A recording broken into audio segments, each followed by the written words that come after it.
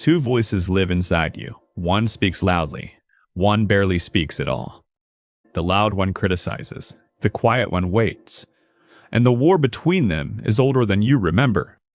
You have heard the loud voice your entire life. It comments on your face and mirrors. It comments on your work after you submit it. It comments on your words after you speak them. You assume this voice is you. That is the first mistake almost everyone makes. This voice has a name. Carl Jung would have called it a complex with a protective function. Modern therapists call it the inner critic, but naming it is not the same as meeting it. To meet it, you have to stop running from it. You have to sit down across from it and ask it what it actually wants, because what it says is rarely what it means. Tonight, you are going to meet this voice, not as your enemy, as your messenger. Imagine yourself sitting in a quiet room. Across from you sits a figure made of shadow. This figure has your face. It speaks in your voice. It knows every secret you carry. When you look at it, you flinch, because it sounds exactly like the voice in your head. This is the first voice, the one that audits you, the one that scores every move. It says, you are not enough. It says, they will find out. It says, do not try. Behind this critic stands a second figure, smaller, quieter, almost forgotten. This figure also has your face, but it looks younger, more open, less guarded. This is the second voice, the one underneath the criticism, the one that wanted things. The one that hoped, the one that risked, the one the critic was built to protect. Most people never meet the second figure. They only hear the first one shouting. And they spend their lives in a fight they did not start, against a voice they did not invent. Let us listen to what the first voice actually says. Pay attention to the patterns. It says, do not embarrass yourself. It says, lower your expectations. It says, stay small.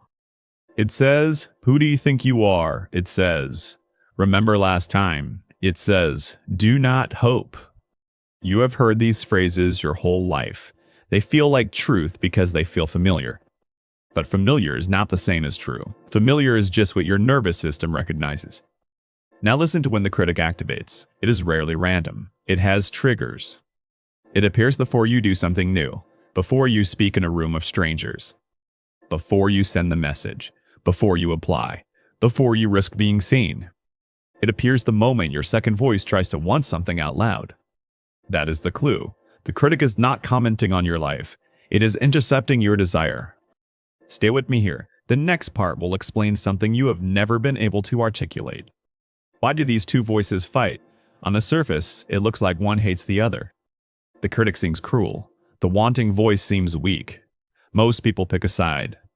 They either obey the critic and live small, or they rebel against it and live in shame. Both responses keep the war going. Neither response asks the real question. The real question is, what is the critic actually trying to do? Carl Jung observed that the psyche does not create voices for no reason. Every internal voice serves a function, even the cruel ones, especially the cruel ones. The critic is not your enemy. It is a guard you hired a long time ago. You hired it when you were young, when wanting something open that got you hurt.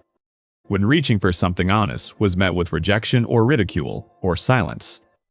The critic learned a lesson that day. Wanting is dangerous, hoping is foolish, stay small. And it has been enforcing that lesson ever since. With every cruel sentence it speaks, it thinks it is keeping you safe, by keeping you from trying, by keeping you from hoping. It would rather you feel small than feel humiliated. It would rather you stay than fall. This is the part most people miss. The critic is not attacking you. It is guarding a wound. Comment one word below if this lands. Just one word. Guard. So I know you heard this. Then come back, because what comes next changes how you relate to this voice forever. The wound the critic guards is the wound of the second voice, the one who wanted, the one who reached, the one who got hurt and then got buried so it would not get hurt again. Jung called this dynamic a protective complex around a vulnerable core. The harsh outer voice forms around the tender inner one, like scar tissue around a cut. The louder the critic, the more vulnerable the thing underneath. This is always true. The most self-critical people are not weak. They are protecting something extremely precious. Something they were taught was unsafe to show, so they guard it with constant scrutiny. Now imagine the two figures again, the shattered critic, the smaller hopeful self behind it. The critic is standing in front of the smaller one, blocking the doorway, sword drawn. It will not let the smaller one out, because last time the smaller one went out, it bled. This is why fighting the critic never works. You are attacking your own bodyguard. The bodyguard does not care if you are tired of it. It has one job: keep the soft one inside. To shift this dynamic, you cannot fight the critic. You cannot silence it. You cannot kill it. You have to talk to it. You have to ask the question almost no one asks their critic. The question is this: what are you protecting me from? Ask it slowly. Ask it sincerely. Picture yourself sitting in that quiet room again, the critic across from you, sword still drawn. You do not flinch this time. You do not argue. You do not try to convince it of anything. You simply look at it and ask, what are you protecting me from? And then you wait. The first answer will be defensive. The critic will say, I am not protecting anything.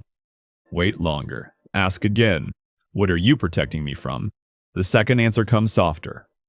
It might say, I do not want them to laugh at you again. It might say, remember when you tried. It might name something specific, a moment, a face, a sentence someone said that landed wrong. This is when you meet the truth. Your critic is not cruel. Your critic is afraid. It has been afraid for years. It has been working overtime. It is exhausted.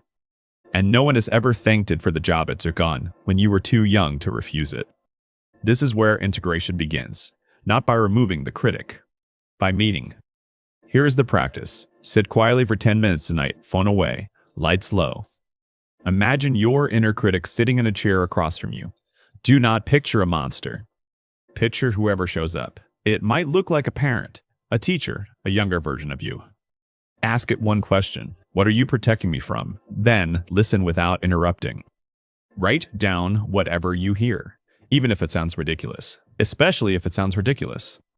Do this for 7 nights. By the end, the critic will speak differently, because you finally listened. What changes when you do this work? The cruel commentary does not vanish overnight, but the meaning of it shifts. You stop hearing attack, you start hearing fear underneath. And when you hear fear instead of attack, you respond differently. You soften instead of brace. The critic does not need to be killed. It needs to be retired. It needs a new job. The new job is consultant, not commander. You can hear its concerns without obeying them. You can thank it for the warning and still walk through the door, try to block. This is what you meant by integration, not removing parts, befriending them. Picture the room one more time. The critic, the smaller, hopeful self behind it. Now imagine yourself walking into the room, not as either figure, as the one who holds both. You place a hand on the critic's shoulder. You say, thank you, I see you. I will take it from here. You walk past it. You kneel in front of the smaller figure, the one who wanted things. You say, it is safe now. You can come out. I will not let what happened before happen again. This is the moment of individuation, the moment you become the adult in your own psyche. Not the critic, not the wounded child, the one who can hold both with love. This is who you have been becoming your entire life, the one who finally listens to both voices. You are not your inner critic. You are not the small one it protects. You are the awareness holding both. That awareness is your true self, and it has been waiting for you to arrive your whole life. Tonight, sit with your critic. Ask it the question. Listen to what it has been hiding. Behind every cruel sentence is a tender one. Behind every guard is something worth guarding. You have met your inner critic. Now meet what it has been protecting. That is where you live.